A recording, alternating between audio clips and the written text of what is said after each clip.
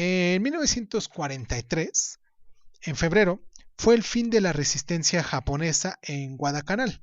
En agosto, las fuerzas americanas desembarcan en las islas Eulise, en Tuvalu. En noviembre fue el desembarco americano en Bougainville y la captura de las islas Gilbert.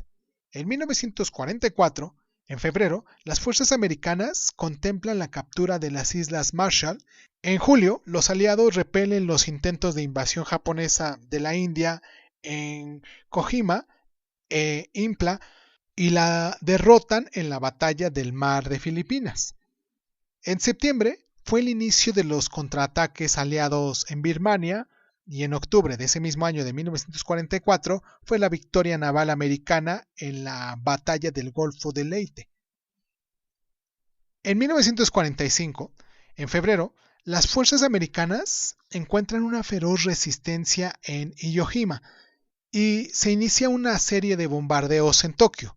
En abril los japoneses usan tácticas kamikaze contra las fuerzas americanas en Okinawa.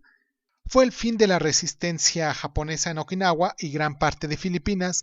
En agosto se lanzan las bombas atómicas sobre Hiroshima y Nagasaki y la URSS declara la guerra a Japón y Japón acepta los términos de la rendición. Hablar de guerra tiende a ser visto desde una perspectiva neutral, con un tiempo de diferencia, tiende a ser apasionante.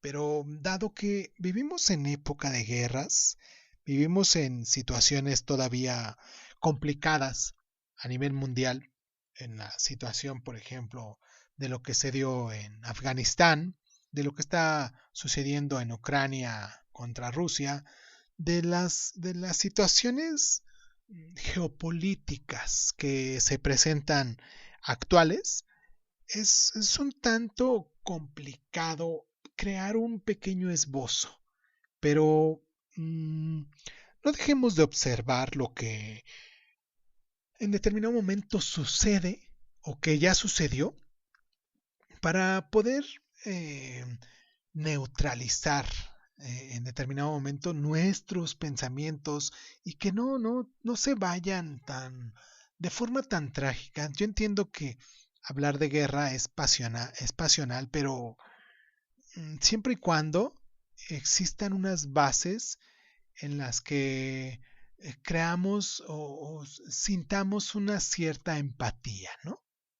Independientemente de qué bando sea el que tomemos como parte de nuestras creencias o seguimientos eh, por, por nuestras ideas políticas o sociales, independientemente de eso, de todos modos, crear una forma de empatía para no volver a repetir este tipo de cosas.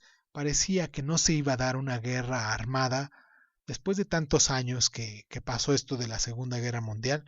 Parecía que no se iba a dar estos movimientos, pero se siguen viendo, desgraciadamente se siguen observando y pensábamos que los íbamos a dejar como parte de nuestra historia, una tremenda historia de la humanidad, pero pues no ha sido así, se sigue dando y se sigue presentando. Desgraciadamente no entendemos, desgraciadamente nos hacemos locos. Y esta fuerza de pensamiento que cada quien tiene sus ideas y de una reconquista, de una liberación, llámese como se llame a final de cuentas, muere gente inocente, gente que está ahí en medio de ese tiroteo, en medio de ese tipo de ideas políticas y estamos pasando por situaciones muy complejas, muy difíciles. La próxima semana vamos a hablar sobre esto del Holocausto porque es importante hacer un recuento de hechos más para crear una conciencia y pues espero que con estos programas que hemos estado haciendo se crea un poquito de conciencia, analicemos un poquito más sobre lo que está pasando alrededor del mundo, lo que ya pasó y cómo nos vemos reflejados ahora que nosotros somos los actores, ¿no? ahora que nosotros somos los vivientes que estamos pasando por situaciones como esto. Les mando un abrazo a toda la gente que